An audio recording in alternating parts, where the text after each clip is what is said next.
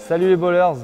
Bienvenue à tous à notre épisode numéro 22 de Cool Kicks. Là, on est en pleine rentrée 2017-2018 basket. Là, on est dans l'antre de l'URB 35, le club phare de Rennes, à la salle Colette-Besson. Donc, on a pas mal de choses à vous présenter, nos coups de cœur de la rentrée. Let's go! Alors, premier modèle à vous présenter aujourd'hui, un petit coup de cœur vraiment basket pratiquant. Donc, la Zoom Shift. Ça me rappelle un modèle qu'on avait présenté il y a un an aussi pour la rentrée, qui était la Hyper Shift. Ouais. Est-ce que ça a un lien? Est-ce que c'est la suite? Tout à fait. C'est vrai que ce modèle-là est l'évolution un peu plus technique de la Hyper Shift de l'année dernière. Alors on retrouve un peu le même profil, tige un peu basse, légère et surtout un modèle qui se décline en femme, ce qu'on nous demande énormément. Le coloris en tout cas de celui-ci en blanc est très classique, mais je trouve que ça va très bien au modèle et au design. Il y a une forme qui me rappelle des Hyper Rêves, un petit peu, pas les Hyper Rêves de l'année dernière, mais d'avant encore, ouais. Avec notamment cette base au talon. Alors cette base au talon, d'ailleurs, c'est pour le style ou alors c'est vraiment un côté technique aussi? Alors c'est vraiment ce qui fait partie de l'évolution du modèle pour cette année. C'est vrai que la Hyper Shift l'année dernière était très souple, donc c'était une grosse qualité. Elle avait un petit défaut, c'est que le maintien était un petit peu plus basique. Et c'est vrai que là, Nike a rajouté cet insert au niveau du talon, au niveau de la coque talonnière, pour être encore mieux maintenu, en remontant un petit peu la tige sur l'arrière, sur le tendon d'Achille. Après, c'est vrai que nous avons le même amorti que l'année dernière, zoomer devant, donc pour une absorption des chocs plus performante.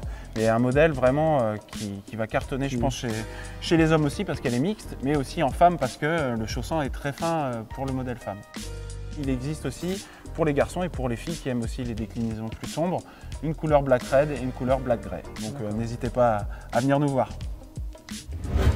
Deuxième modèle un peu plus haut en gamme mais excellent aussi, alors de chez Jordan Brand, la Jordan Superfly 2017. D'accord, modèle que déjà on avait découvert dans l'épisode précédent quand on a parlé du K54.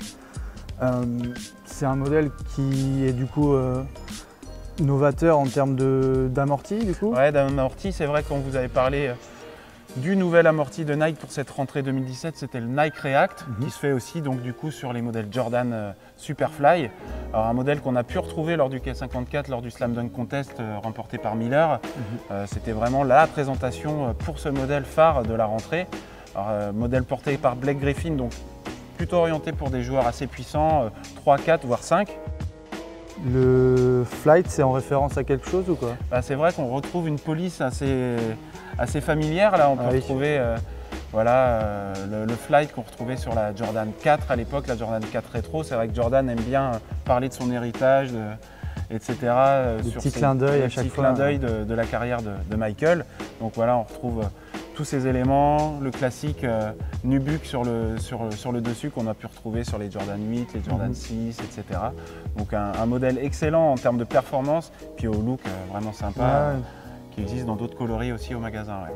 Très beau modèle en tout cas, que ce soit au niveau du coloris, les couleurs vont très bien ensemble. La matière, ça fait vraiment plaisir, c'est plutôt agréable à voir et agréable à toucher. Le système de la languette est assez intéressant aussi, je trouve. Ouais, il y a un mélange de chaussons néoprène avec une tige qui revient vraiment énormément vers l'avant pour avoir une plus grande facilité d'insertion du pied dans la chaussure. Donc ça peut paraître un détail, mais c'est très important ce genre de choses, avec des petits pods aussi autour de la malléole pour vraiment bien maintenir et pour avoir un confort excellent. Donc modèle vraiment très développé avec beaucoup de recherche, donc n'hésitez pas à venir nous voir pour l'essayer.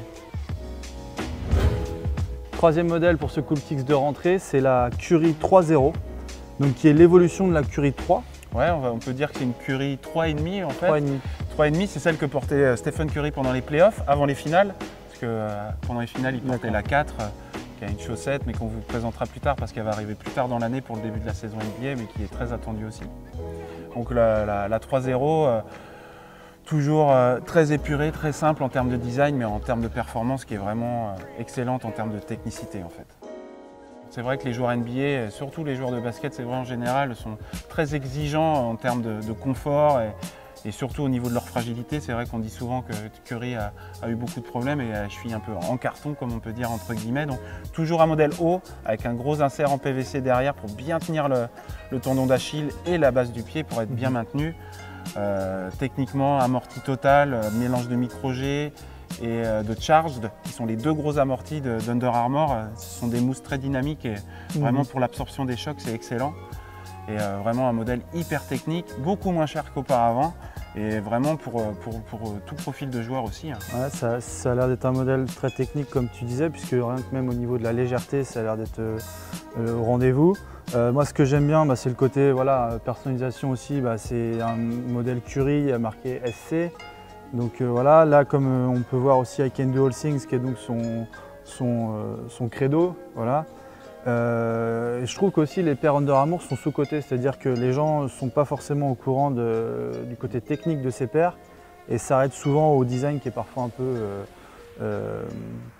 qu'on ne voit pas forcément beaucoup par rapport aux paires Nike ou Adidas. Et je pense qu'il faut vraiment regarder ces paires-là qui sont vraiment intéressantes. C'est clair. Et il y a des coloris qui valent le détour.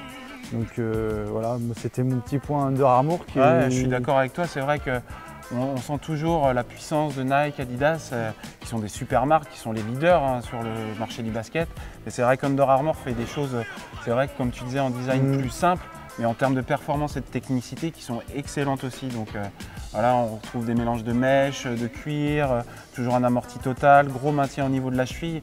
Donc vraiment à venir tester et à comparer aussi parce que c'est vraiment un modèle excellent. Et puis signature Curry, on connaît les fans de Curry, ils sont nombreux, donc n'hésite pas à venir nous voir. Une paire qui vaut le détour. Cool Kicks numéro 22, c'est terminé pour ce mois-ci. Merci à toutes et à tous de nous avoir suivis. Rendez-vous en septembre pour l'épisode numéro 23. Sans trop vous en parler, on fera une petite révélation sur la Air Jordan 32. Et pour le gros événement de l'année, alors pas en chaussures mais en textile, l'arrivée de la NBA qui va reprendre avec un nouvel équipementier. Qui est Nike et Jordan Brand pour l'équipe de Charlotte, mais on en parlera à ce moment-là. Le 29 septembre, c'est le lancement, donc on vous attend de pied ferme. On a hâte de vous présenter tout ça. Ça va être bouillant. À très bientôt. Ciao. Salut.